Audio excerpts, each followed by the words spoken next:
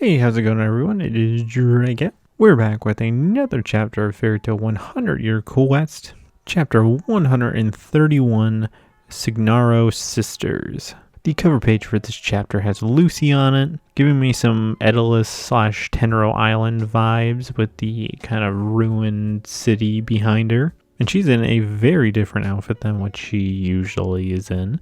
And I quite like this outfit for her. I think she looks very nice. Even interacting with a little bird. Picking up the chapter with Gray and Wendy, interacting with the rest of Gold Owl. And they recognize the Gold Owl Master as, Alphancer's pupil. And that they thought that he'd already died. And the Gold Owl Master, which I thought his name was Dan, responds to them saying, what have you even heard from Alphancer?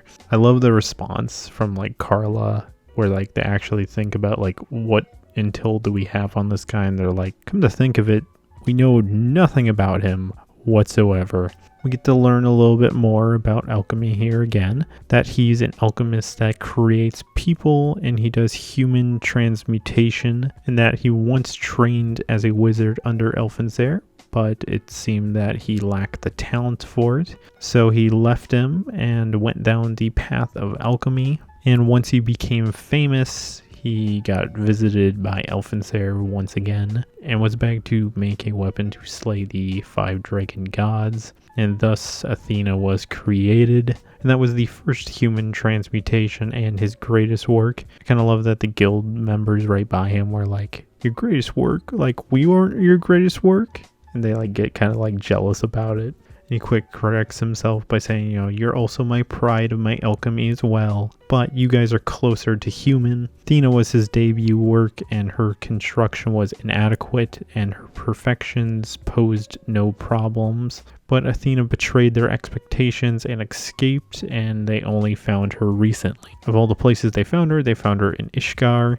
Rogue posed a theory why did she leave you? Was she, upset with herself being a weapon? And it turns out she has no emotions whatsoever, and she simply tried to become a human, and she ended up becoming the White Wizard instead. And everyone else is just she became the White Wizard because she just wanted to be human, and then made a cult, and then you found her just because she was trying to be human. That makes a whole lot of sense. And even Dan himself doesn't understand it fully. But Genai and Katetsu, I guess, are actually people, and Athena is just a doll. And his whole goal is he wants Athena to be complete. He kind of poses a offer almost to Gray and everyone else here, that because Athena wishes to become human, that, if they can help each other, they can make both their dreams come true. Wasn't really expecting him to kind of throw an offer towards Fairy Tale, because they were pretty hostile to begin with here, kidnapping everyone. Now he's being pretty diplomatic. But honestly, with how Gray's looking at him, I kind of don't feel like he's gonna take that offer. So we go over to Athena and Natsu's team, and she's doing a laser beam attack, and Natsu's saving Lucy, and Sting's saving Yukino. She causes quite the bit of devastation here with a absolutely massive laser beam eye explosion.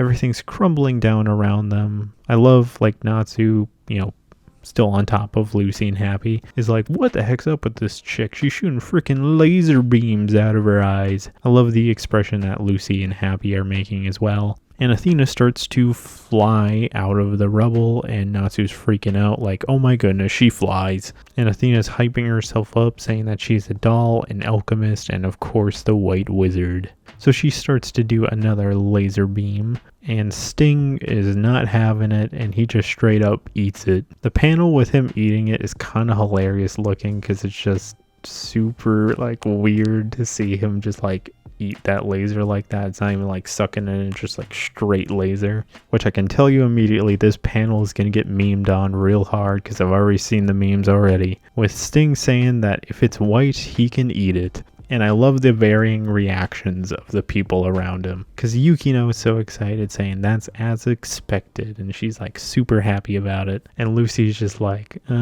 This guy can eat anything that's white. And Natsu and Happy just take it in the complete opposite direction, with them like freaking out like he can eat erasers and that kind of stuff. I would have thought that Natsu would have been able to eat it kind of as well, because, you know, he was able to eat like explosions. I mean, who knows what else Athena's able to do, but so far she's getting countered pretty hard by Sting.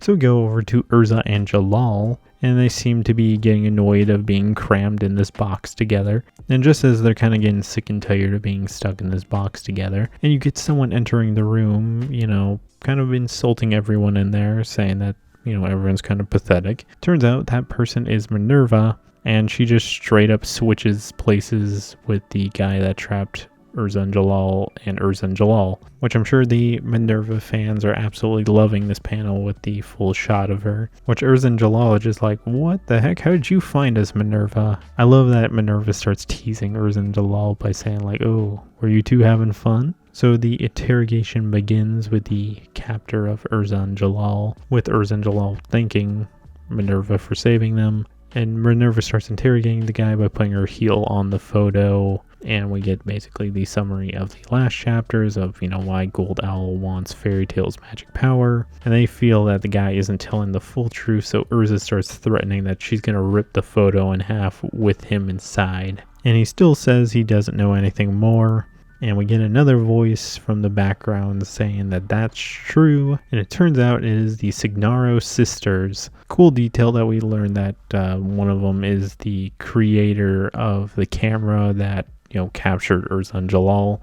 Which everyone's like, who the heck are these two chicks and why does one have steampunk goggles? And they changed the room into a super fun world. I don't even know how to describe this room because it's like a old-timey like cartoon, kind of giving me maybe some like Cuphead vibes. This would be wild to see this area animated because I'm sure it's like a super psychedelic and like morphing all over the place. And everyone in that room's like, what the heck's going on? And this is where you get the Signario sisters, you know, introducing themselves, saying that they're alchemists from Gold Owl and that their power lets them transmute the whole world. And that is the end of our chapter. So my thoughts.